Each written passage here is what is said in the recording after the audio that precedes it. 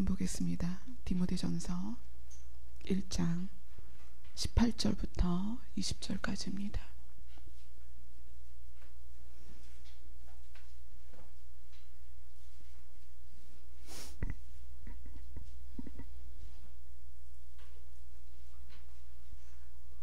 디모데전서 1장 18절부터 20절 말씀입니다.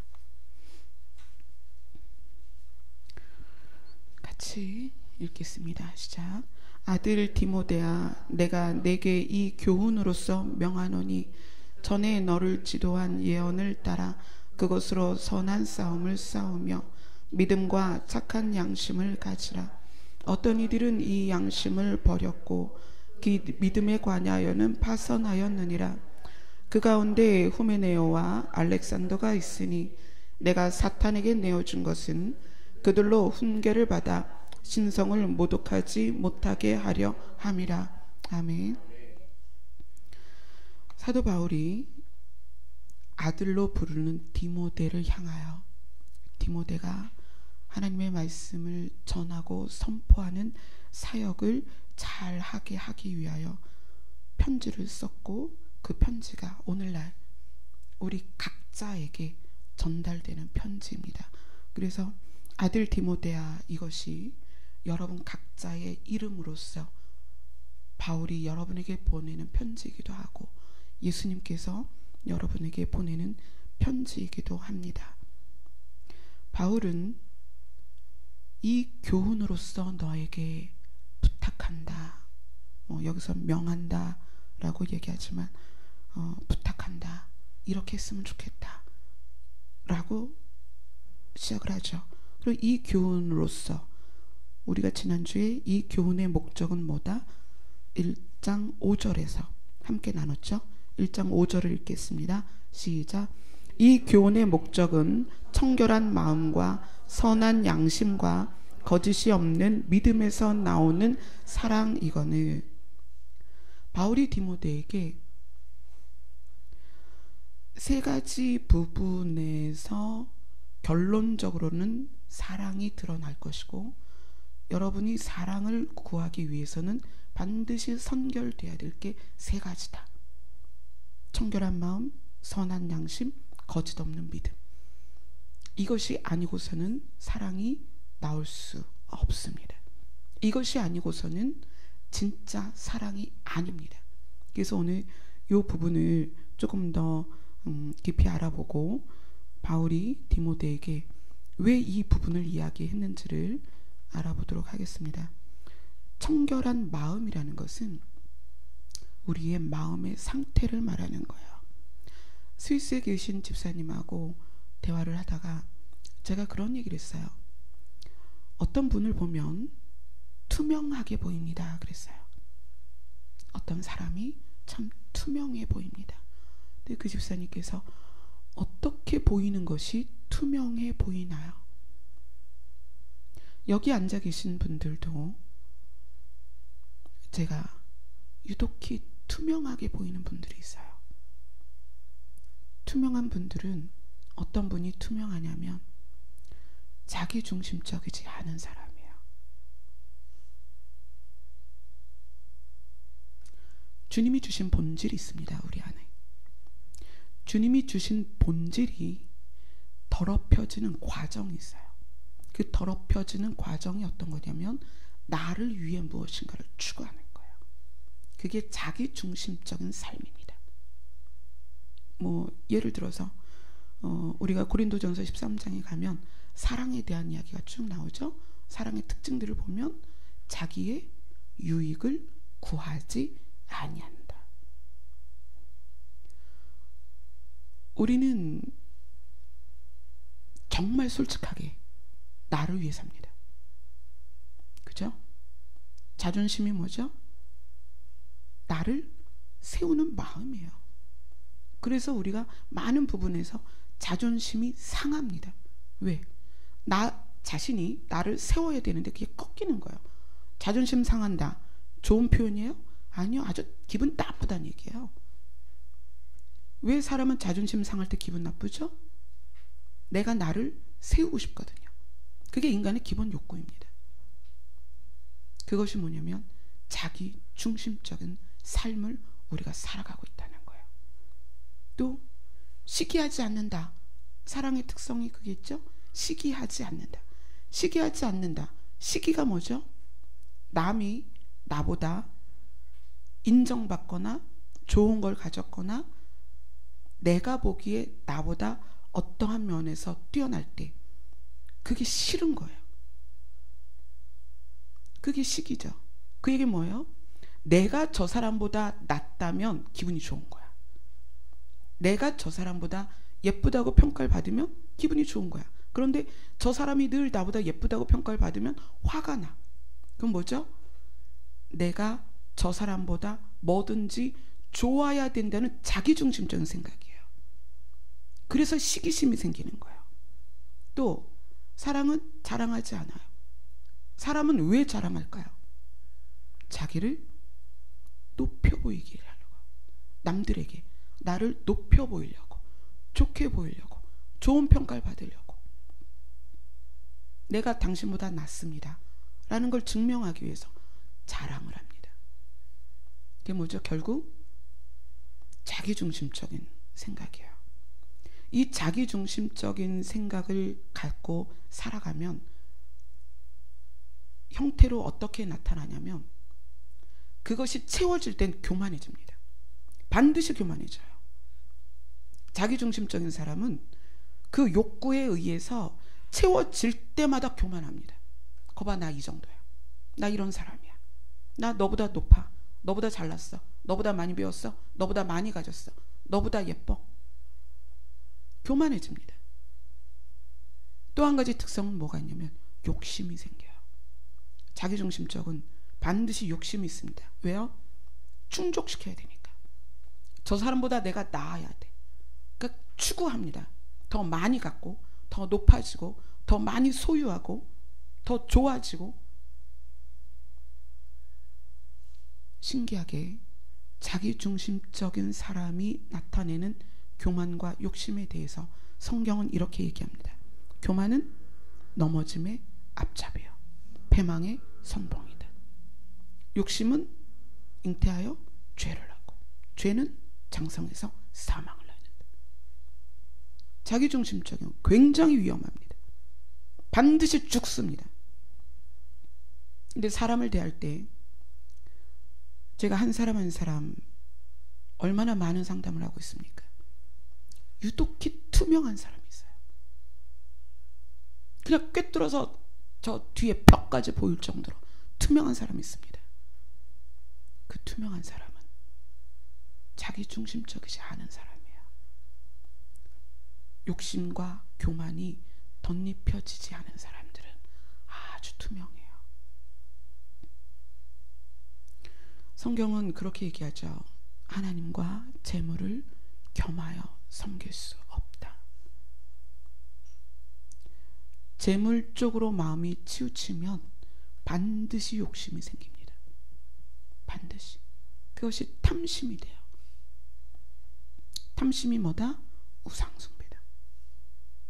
그래서 재물을 추구하는 사람은 우상을 섬기는 거예요. 그 우상을 섬기니까 당연히 하나님과 우상을 겸하여 섬길 수가 없죠. 그죠? 또 마음이 청결한 자는 어떻다? 복이 있나니 그가 누구를 본다? 하나님을 볼 것이요. 청결한 마음. 오늘 이 교훈의 목적에서 첫 번째는 청결한 마음입니다. 이 청결한 마음은 마음의 상태를 말하는 거예요. 그래서 우리가 지속적으로 내 상태를 봐야 되는 거예요. 내가 무엇으로 덧입혀지고 있는가?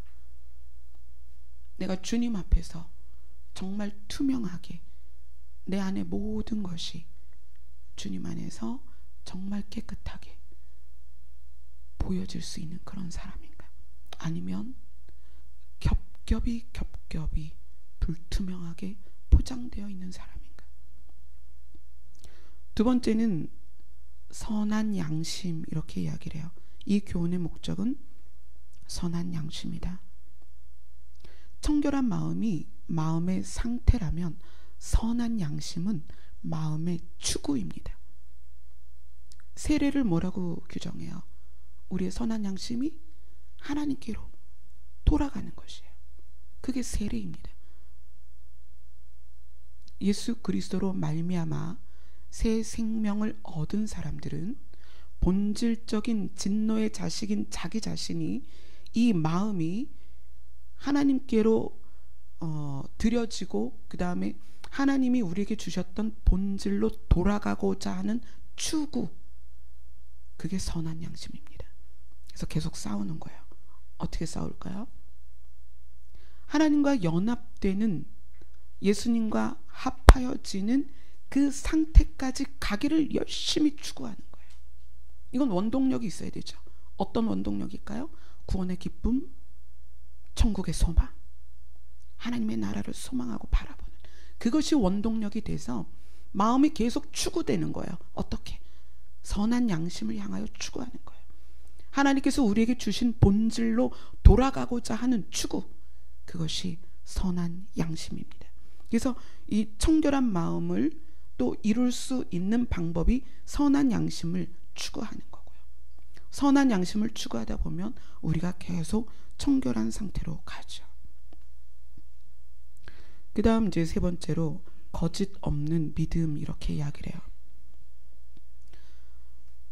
유대인에 대해서 이렇게 얘기합니다. 표면적 유대인과 이면적 유대인, 이렇게 얘기해요. 로마서에서 그런 이야기를 하는데, 표면적 그리스도인과 이면적 그리스도인이 있습니다. 표면적 그리스도인은 교회를 다니는 사람이에요. 그러니까 교회를 다니면 다 그리스도인이다라고 얘기하죠. 그럼 표면적 그리스도인입니다.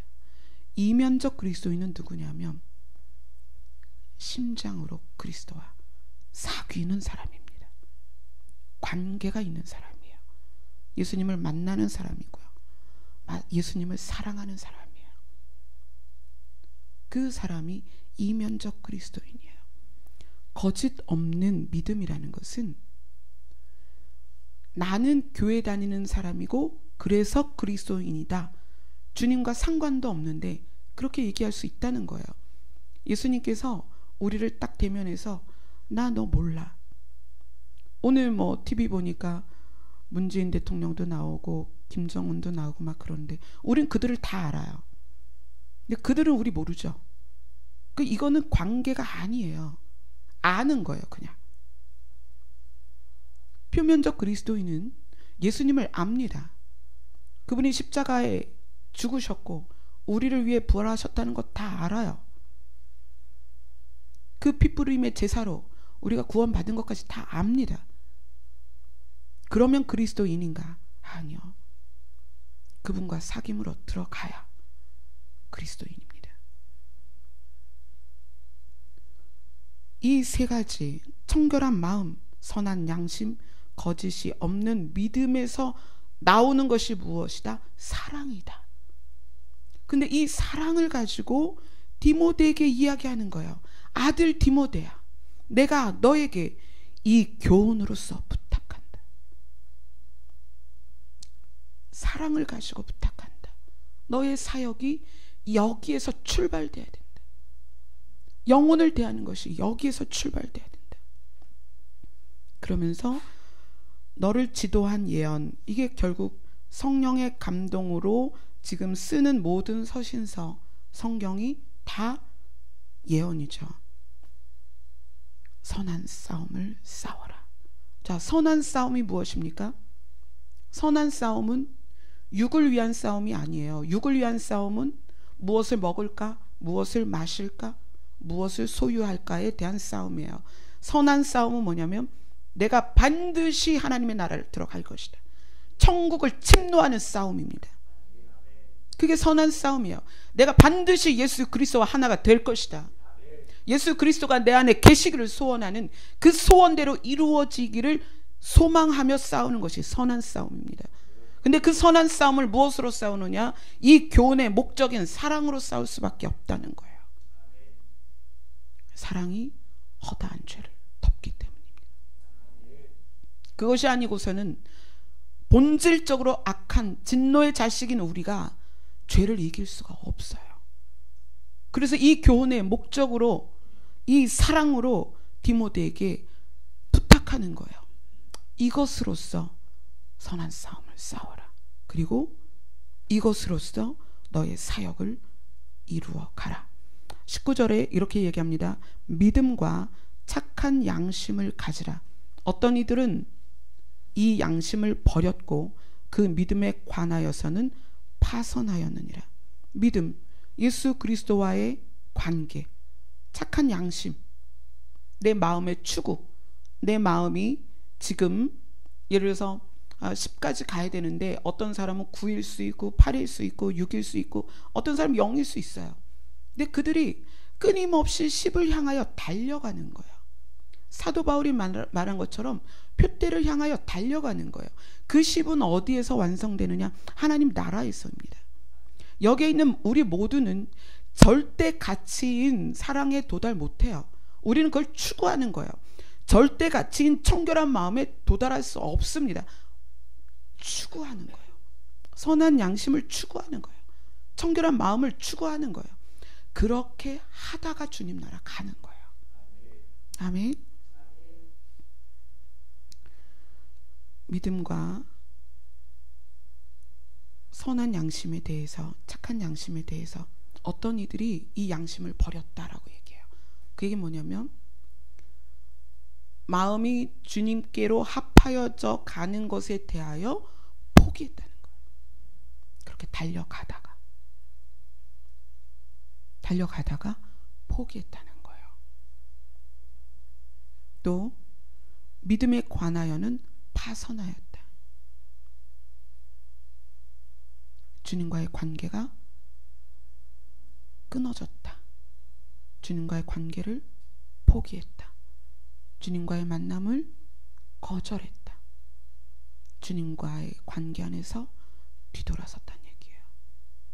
그 얘기는 우리가 지금 여기에 있어서 내가 믿음이 있다고 말하지만, 주님과 관계가 있다고 말하지만 어떠한 경우에 우리는 그럴 수 있다는 얘기예요. 양심을 버리거나 믿음에 대하여 파선할 수 있다는 얘기예요. 내가 스스로 그렇게 결정할 수 있다는 거예요. 그래서 우리가 쉬지 말고 기도하라는 그 명령이 너무나 중요한 거예요. 끊임없이 주를 추구하고 선한 양심을 추구하고 청결한 마음을 추구하는 이 끊임없이 달려가는 그것이 쉬지 않고 기도하는 것, 쉬지 않고 주님과 교제하는 것에서 가능하다. 이 얘기를 하다가 갑자기 사도 바울이 20절에서 이런 이야기를 합니다. 그 가운데 후메네오와 알렉산더가 있으니, 그 가운데는 어느 가운데냐면 양심을 버리고 믿음에 대하여 파선한 가운데, 그러니까 양심도 버렸고 믿음에 대해서도 파선한 사람들 가운데 후메네오와 알렉산더가 있다. 근데 후메네오는 어떤 사람이냐면 예수님이 재림하실 때 육체의 부활이 없다라는 영지주의 쪽이에요. 육체의 부활이 없다. 예수님께서 내가 올라간 그대로 다시 올 것이고 너희들의 거처가 마련되면 너희를 데리러 꼭 올 거야. 그때 우리는 썩지 않는 몸, 죽지 않는 몸으로 변화될 것이고, 그래서 주님과 함께 영원히 그곳에 있을 것인데 그 육체의 부활을 인정하지 않았습니다. 그래서 그에 대해서 후메네오와 알렉산더에 대해서 바울이 어떻게 했냐면, 여기서 내가 사탄에게 내어줬다라고 얘기하는데 교회 공동체에서 쫓아낸 거예요. 이단이잖아요.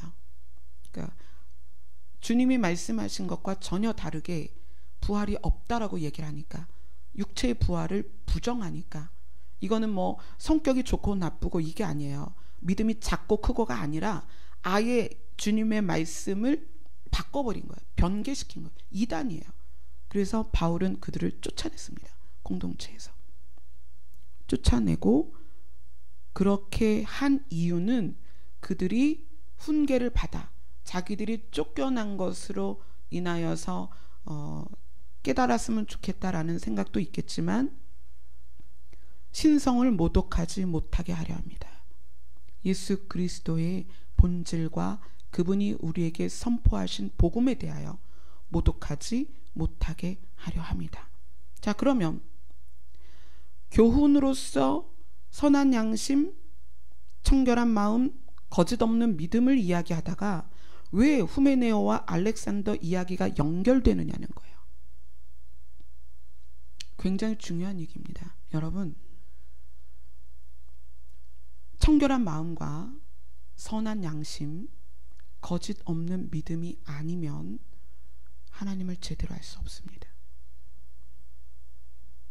사랑이 아니면, 내 마음에 사랑이 부어지지 않으면 하나님을 보아도 보지 못하고 들어도 깨닫지 못합니다.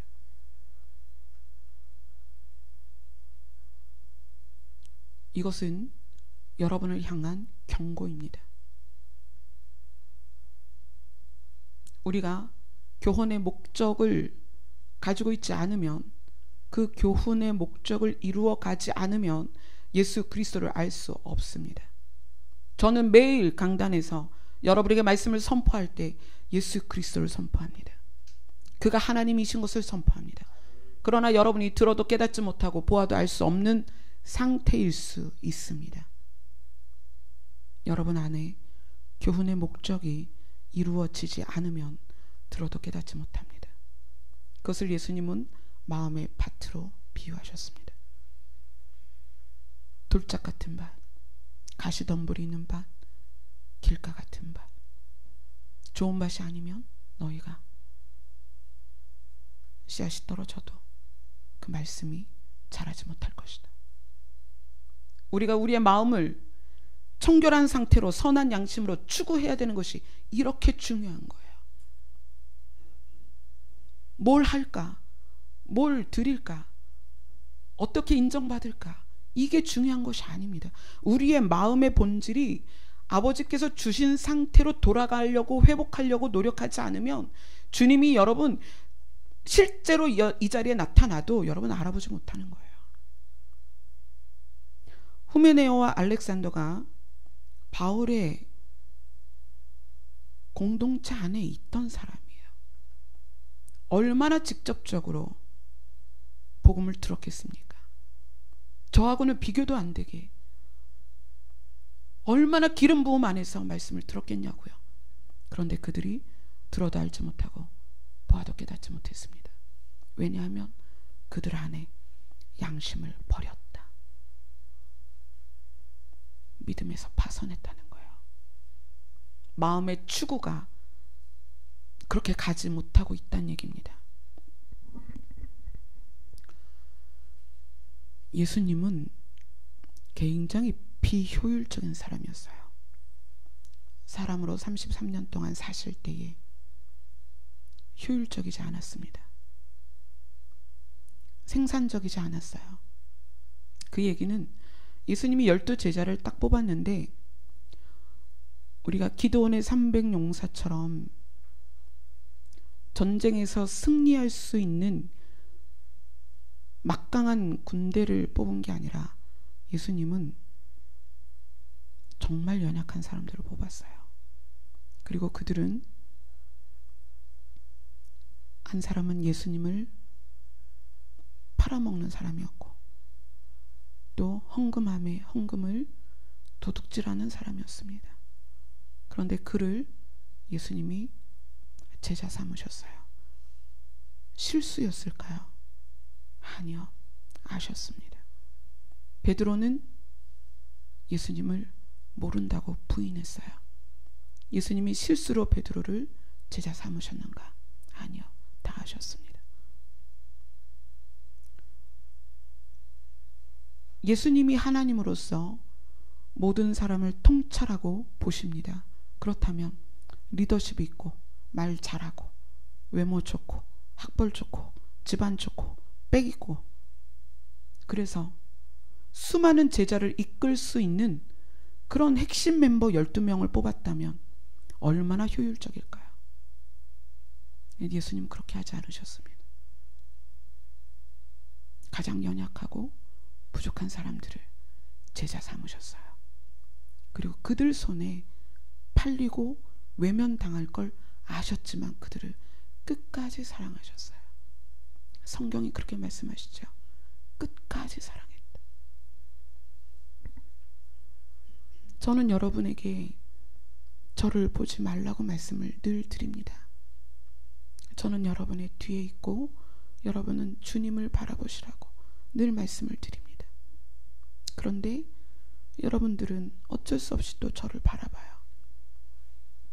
제가 이 교회에 담임 사역자이기 때문에 여러분이 저를 바라봅니다. 그렇다면 여러분이 저를 바라본다면 여러분은 저에게서 비효율적이고 비생산적인 걸 보게 될 것입니다. 예수님의 사역이 그랬기 때문이에요. 100마리 양이 있는데 99마리를 들여다 두고 길 잃은 양 한 마리를 찾아가는 것이 예수님이에요. 사지 멀쩡한 사람들 많이 있는데 나면서 안진뱅이 된 자와 문둥병자를 찾아가시고 세리의 집에서 식사를 하신 분이 예수님이세요. 여러분이 예수님을 추구하고 예수님을 바라본다면 여러분의 삶이 비효율적으로 바뀔 수밖에 없습니다. 여러분의 삶이 비생산적으로 바뀔 수밖에 없어요. 그래서 여러분이 저를 볼 때 저는 효율적이지 않은 사람입니다. 저는 사람에게 투자하지 않고요. 공동체를 확장하는 데 투자하지 않습니다. 그게 비효율적인 거죠. 제가 효율적으로 하려면 우리 공동체에 계신 분들 장로 세우고 권사 직분 드리고 그래서 조직 만들고 제가 목사 안수 받으면 이렇게 저렇게 해서 당회 조직하고 왜? 교회를 키워야 되니까.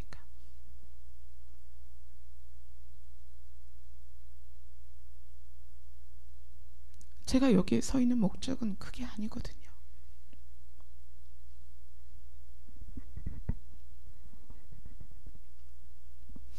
어쩔 수 없이 여러분이 저를 봐야 된다면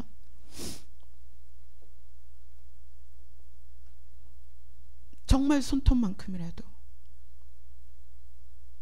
제가 주님의 모습을 여러분들에게 보여드려야 돼요. 근데 예수님의 삶이 얼마나 비효율적이었는지 늘 한적한 곳으로 사람들이 예수님을 찾을 때 늘 그 자리를 피하셨어요. 보란듯이 기적을 일으키시고 수만 수십만 공중을 이끌고 그곳에서 천만군 천사들을 내려보내서 당신을 증거할 수 있잖아요. 그렇게 하지 않으셨거든요.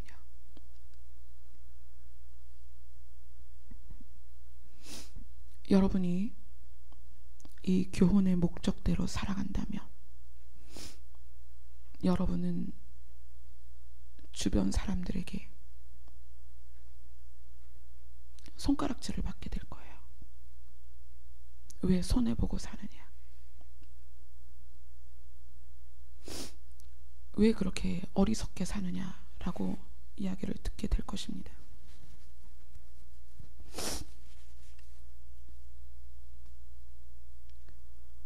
우리 공동체 안에서 저는 단 한 사람이라도 그렇게 그리스도를 닮아갔으면 좋겠습니다. 저 자신도 부단하게 그렇게 마음을 추구하며 혹시라도 개인의 욕심과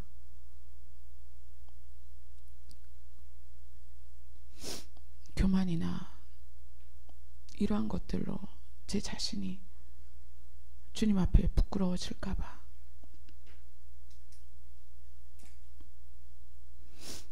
주님 앞에 날마다 그렇게 기도해요. 아버지, 저 어떻게 해야 되나요?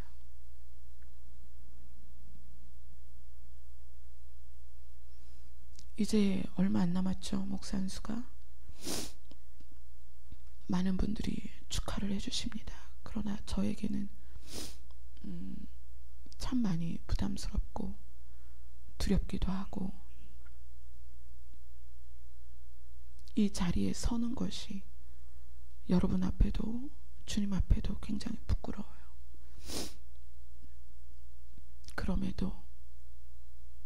그럼에도 불구하고 이 자리에 서야 된다면 저는 예수님의 비생산적인 삶을, 비효율적인 삶을 따라갈 수밖에 없어요. 여러분들은 저에게서 그것을 봐야 하고, 정말 0.1%라도 주님이 가신 길을 여러분이 발견하실 수 있도록 제가 그렇게 살아야 해요. 오늘 디모데전서를 통해서 바울은 굉장히 중요한 이야기를 하는 거예요. 이 교훈의 목적인 사랑으로서만 하나님을 볼 수 있습니다. 하나님을 제대로 알 수 있습니다. 하나님을 깨달을 수 있습니다. 여러분의 마음이 하나님이 주신 그 본질로 늘 추구되어질 수 있기를 소원합니다. 아멘. 찬양 하나 하고 기도하도록 하겠습니다.